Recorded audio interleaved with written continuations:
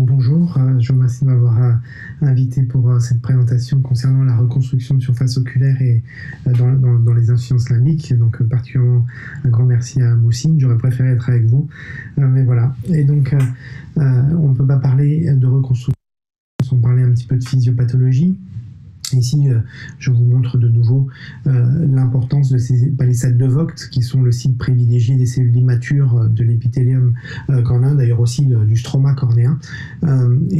Ces palissades de Vogt sont le site qu'il faudra respecter et traiter en cas d'insuffisance limbique. La théorie de vous la connaissez, donc c'est de considérer qu'il y a des cellules immatures au niveau du limbe cornéen, et ces cellules immatures au cours d'une migration centripète vont entrer en maturation, devenir transparentes et confiner, du moins donner des propriétés avasculaires à la cornée. Si vous avez une coupe sagittale et tangentielle de ce fameux limbe cornéen, c'est au niveau des assises basales de ce limbe cornéen que l'on trouve les cellules souches. Et si on réalisait un marquage, un des marqueurs les plus classiques de ces cellules souches, c'est le delta NP63. Et donc vous voyez que les cellules les plus basales de l'épithélium cornéen au niveau des palissades de Vogt expriment de manière très intense ce marqueur vert. Une des plus belles immunohistochimies du limbe, de la jonction entre la conjonctive et la cornée, c'est une publication de l'équipe de Carole Burillon à Lyon qui montre que en rouge, vous avez les cellules épithéliales de conjonctive, en vert, les cellules épithéliales cornéennes. Vous voyez que les deux sont exactement dans la continuité. On pourrait dire qu'ils reposent sur la même membrane basale. Mais par contre, il y a une frontière stricte entre les cellules vertes et les cellules rouges, avec une différenciation très caractéristique et spécifique des cellules cornéennes vis-à-vis des cellules conjonctives.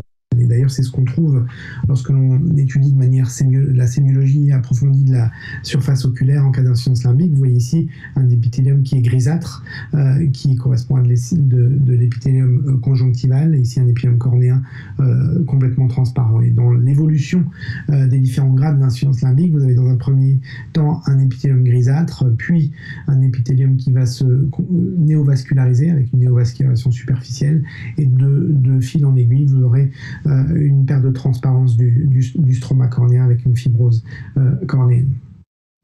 Ici, vous avez un exemple de patient après une brûlure avec, dans un premier temps, l'épithélium grisâtre. Vous avez les néovaisseaux qui sont encore séparés de cet épithélium grisâtre, et au fur et à mesure du suivi du patient, vous avez la conjonctive qui rattrape cet épithélium grisâtre avec le temps.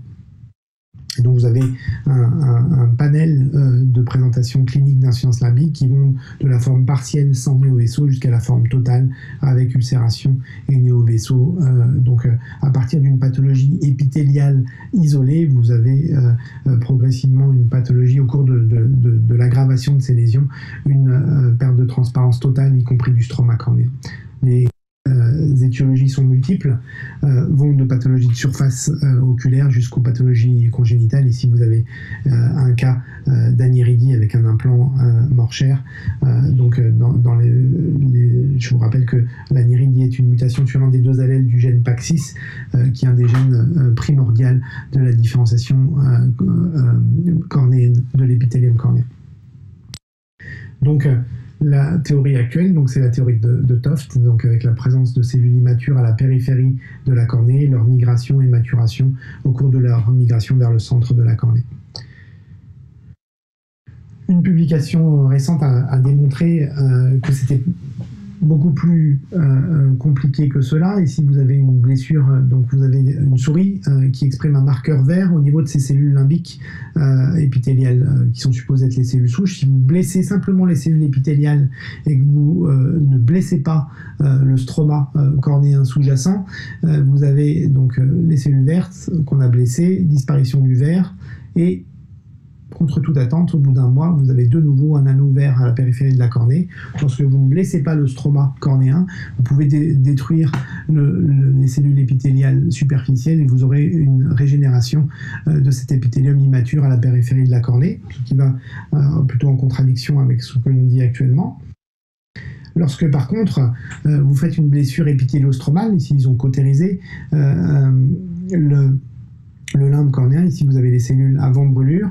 Après brûlure, vous n'avez plus de cellules vertes à la périphérie, mais contrairement à la blessure superficielle, vous avez une perte de transparence de la cornée centrale, alors que la lésion a été purement périphérique et une néovascularisation. Donc la théorie actuelle est plutôt la suivante, c'est que oui, il existe des cellules souches de manière plus concentrée au niveau du limbe cornéen, mais ce qui fait la différenciation de type épithélial, c'est vraiment l'interaction vraiment étroite entre le stroma et l'épithélium cornéen. Si vous avez un stroma sain, vous aurez un épithélium qui aura plus de chances d'être sain, et cette niche stromale est particulièrement importante au niveau du limbe. Lorsque je présentais ces diapositives il y a quelque temps, je disais qu'on ne pouvait pas avoir de stroma sain sans épithélium sain, et c'est, il me semble, Sobota qui disait qu'on ne pouvait pas planter une rose dans le désert, elle ne poussera pas. Et donc vraiment, il faut donc avoir en tête qu'il y a une interdépendance entre les larmes qui nourrissent l'épithélium de la cornée, les nerfs qui nourrissent à la fois le stroma et l'épithélium cornéen, et il y a des boucles de nutrition croisées entre le stroma cornéen qui nourrit l'épithélium et en retour l'épithélium cornéen qui nourrit le stroma cornéen. Voilà. Lorsque l'on veut démontrer l'incidence limbique, on peut soit réaliser une empreinte conjonctivale au niveau de la cornée, donc une empreinte cornéenne qui retrouve des cellules à mucus spécifiques de la conjonctive au niveau de la cornée, soit vous réalisez au cours d'une résection du panus un examen à la patte qui retrouve ces cellules à mucus et ces caractéristiques de l'incidence limbique. Donc le traitement. Donc il n'y a pas de bon traitement chirurgical sans bon traitement médical au préalable, et vous ne pourrez pas traiter ce type de patient si vous n'avez pas maîtrisé l'inflammation de surface. Donc s'il s'agit de brûlure, il faut attendre. S'il s'agit de forme immunologique, généralement c'est de très mauvais pronostics, mais vous ne pourrez pas essayer de traiter ces patients si vous n'utilisez pas des immunomodulateurs. Parmi les armes thérapeutiques, ça va de la simple excision du panus jusqu'à l'autogreffe ou l'allogreffe même de limbe, associée ou non à une greffe lamellaire de cornée lorsque le stroma cornéen est en mauvaise santé. Et donc, ce qui résume cette idée, c'est la classification de Landé-Manis qui différencie les limbes de moins de 50% d'incidence, du moins. Les pathologies du limbe touchant moins de 50% de celui-ci, aux pathologies du limbe, donc c'est grade 1, aux pathologies du limbe touchant plus de 50% de celui-ci, et donc là c'est plutôt de mauvais pronostic. Et dans la classification conjonctivale, vous avez en A, les patients n'ayant jamais présenté d'inflammation conjonctivale. En B, des patients ayant présenté des inflammations de conjonctive, mais dont l'inflammation n'est plus présente au stade où vous examinez le patient. Et le C, qui est une contre-indication absolue à toute démarche thérapeutique chirurgicale, c'est la présence d'une inflammation active au sein de la conjonctive. Et donc, si on veut un peu catégoriser les différents traitements dont on dispose, au stade 1, c'est-à-dire moins de 50% du limbe atteint, et A, c'est-à-dire sans inflammation présente, vous pouvez réaliser simplement une excision du panus avec ce qu'on appelle une cicatrisation dirigée. En cas de stade 1 avec antécédent d'inflammation, mais lorsque l'inflammation n'est plus présente, nous pouvons réaliser l'excision du panus associée à une cicatrisation dirigée sur membrane amniotique. Et lorsque l'inflammation est encore présente, c'est un stade C, c'est-à-dire mauvais pronostic, on ne touche pas à ces patients. Lorsqu'il existe un déficit plus diffus, un stade 2, donc plus de 50% du limbe atteint, si la forme est unilatérale, on peut céder d'une autogreffe de limbe. Si la forme est bilatérale, là c'est plus compliqué. Au préalable, on n'avait que des allogreffes de limbe qui sont de très mauvais pronostics et surtout qui nécessitent l'utilisation d'immunosuppresseurs par voie systémique avec les effets secondaires que l'on connaît. Aujourd'hui, on peut avoir recours dans des protocoles de recherche, soit à des expansions de cellules cornéennes, soit même des expansions de cellules de muqueuse buccale.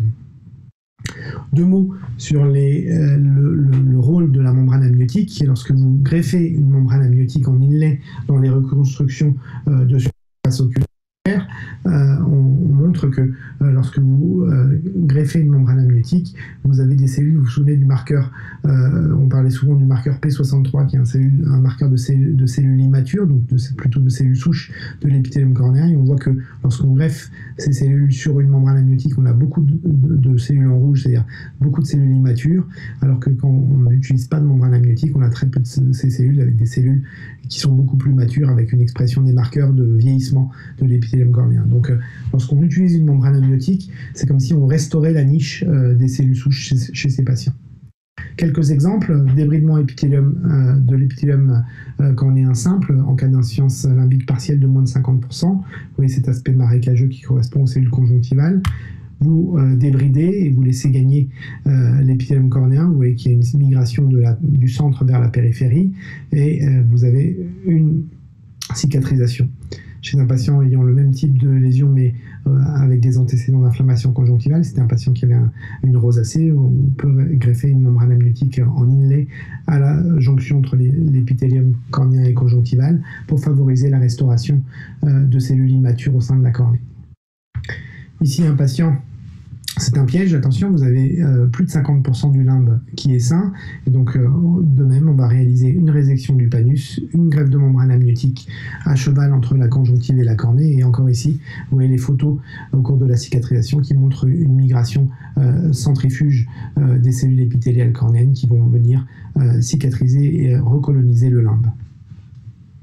Lorsque vous avez des lésions beaucoup plus sévères, donc la classique greffe de limbe, ici c'est une greffe de limbe que je vous montre avec prélèvement du stroma cornéen, donc c'est pas simplement une résection conjonctivale, c'est une résection conjonctivale avec limbe de cornée pour greffer aussi la niche stromale de ces cellules épithéliales immatures de la périphérie cornéenne. Donc vous avez compris le principe, on va passer. De l'autre côté, vous aviez une brûlure très sévère au cours de laquelle il y avait une conjonctivalisation totale avec une perte de transparence du stroma cornéen. Donc j'ai réalisé une greffe, donc après l'exérèse du panus, une greffe lamellaire antérieure profonde, suivie d'une greffe de limbe que j'ai réalisée sur une membrane amniotique.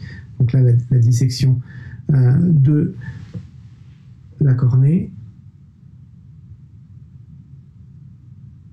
de proche en proche.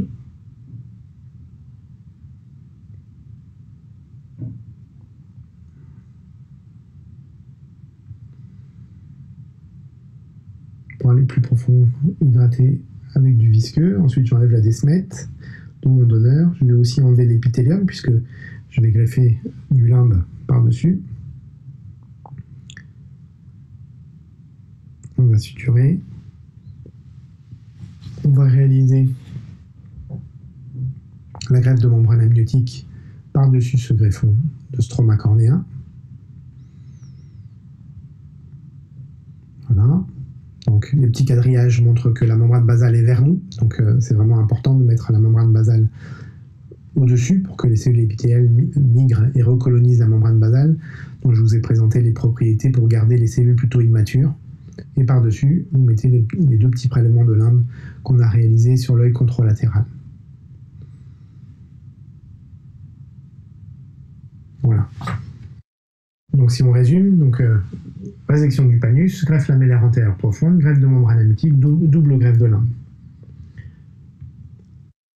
Une des premières choses que l'on doit observer chez ces patients, donc ici vous avez un patient en post-opératoire immédiat, vous avez la membrane amniotique qui a rendu un peu opaque cette cornée. Là c'est un patient chez lequel je n'avais pas réalisé de greffe de cornée associée. Vous voyez les deux greffons de limbe, la lentille colorée à la fluorescéine. Au fur et à mesure du temps, vous avez une cicatrisation avec le greffon supérieur qui a commencé à donner des cellules, alors que le greffon inférieur n'en a pas donné. Lorsque l'on examine de manière plus précise le limbe greffé, vous voyez qu'il y a une arcade vasculaire terminale limbique qui est de nouveau perfusée au niveau du greffon supérieur, qui a donné des cellules, alors que le greffon qui n'a pas encore donné de cellules, vous voyez ici, est engorgé sur cet endroit-là, ischémique cet endroit-là, est engorgé de ce côté-là, donc il y avait un des deux points de suture que l'on voit ici qui avait lâché, donc j'ai juste eu à repositionner ce petit point pour favoriser la cicatrisation, et ce qui donne ce type de résultat. Des patients donc brûlés beaucoup plus sévèrement, donc avec greffe lamellaire de cornée plus greffe de limbe, je pense même quelques années après. Ici, c'est un patient, je voulais vous montrer le J1 post-opératoire d'un patient pour lequel on voit l'hémorragie de reperfusion, qui est des signes de bon pronostic, qui montre que le greffon le greffon qui est un greffon, l'équivalent d'un lambeau libre, est de nouveau vascularisé. Et avec le temps, vous voyez la persistance de la transparence cornéenne avec le limbe inférieur et le limbe supérieur, avec un début de néovascularisation, mais qui n'arrive pas à contourner les cellules qu'ont donné les cellules limbiques.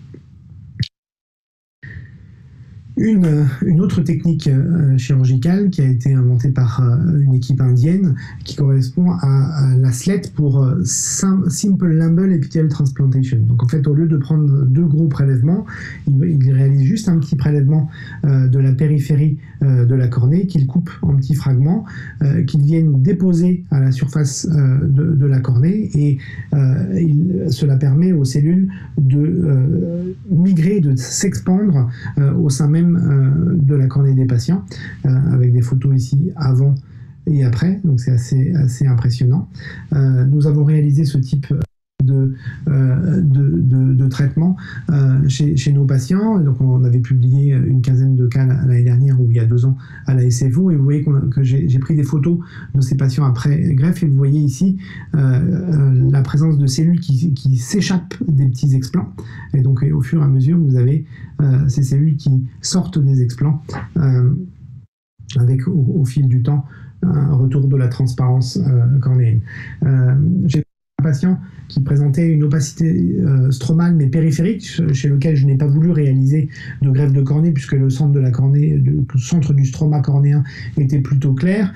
J'ai décidé de faire le même type de traitement, et ce qui est intéressant, vous allez voir, c'est que vous avez une cicatrisation comme pour les autres patients, et vous avez une récidive de l'insuffisance limbique dans la zone où le stroma était pathologique. Donc vraiment, ça recoupe ce que je vous montrais tout à l'heure sur l'importance d'avoir un stroma sain lorsque vous voulez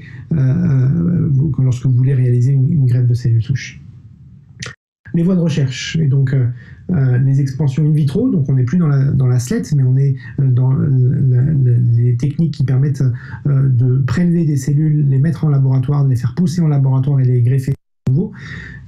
Donc on prend un petit explant que l'on met sur membrane amniotique ou non, et on récupère les cellules une fois qu'elles ont migré, et on greffe le patient. Ça a été publié par les équipes, des équipes de Taïwan dans les années 90-97, New England Journal of Medicine, première fois qu'on réalise ce type de traitement. Avant, après, c'était une révolution. Les équipes italiennes, quelques années après, ont montré l'efficacité de cette technique, et ont montré, même il y a moins longtemps, 10 ans de recul chez ces patients, avant et après, 6 ans, 6 ans et demi, 4 ans. Vous voyez par contre, si on lit entre les lignes, que ces patients ont été également greffés de cornée lorsque le stroma cornéen était trop atteint. Vous voyez, greffe, greffe et greffe. Ces études ont conduit une autorisation de mise sur le marché. En Europe, vous avez l'Holoclar, qui permet aux chirurgiens de prélever que 2 mm de limbe, d'envoyer au laboratoire et de récupérer un tissu épithélial cornéen déjà mature pour opérer vos patients. Ceci est moyennant 100 000 €, et donc il y a peu, et c'est à la charge de l'hôpital qui envoie le prélèvement, donc il y a peu de départements d'ophtalmologie qui ont accès à ces traitements en dehors d'essais cliniques. Une autre voie de recherche, c'est les greffes de muqueuse buccale. Donc, il s'agit de récupérer des cellules, des prélèvements de muqueuse buccale, de les faire pousser en laboratoire, et de récupérer de la même manière qu'on récupère des cellules qui ont poussé à partir d'explants cornéens, des cellules qui vont pousser en laboratoire, et de regreffer ces cellules chez les patients. Ça donne des épithéliums qui ne sont pas aussi transparents que des épithéliums de cornée, mais qui sont nettement plus transparent qu'une conjonctivalisation. Voilà, ainsi s'achève ce cours sur la reconstruction de surface oculaire dans les insuffisances limbiques. S'il y avait deux deux choses à garder, deux take-home message à garder. C'est pas de reconstruction sans traitement de la pathologie inflammatoire de la surface oculaire associée. Et le deuxième take-home message, ce serait de ne pas reconstruire un épithélium si le stroma cornéen n'est pas en bonne santé. Je vous remercie de votre attention et à très bientôt de vive voix avec vous. Merci.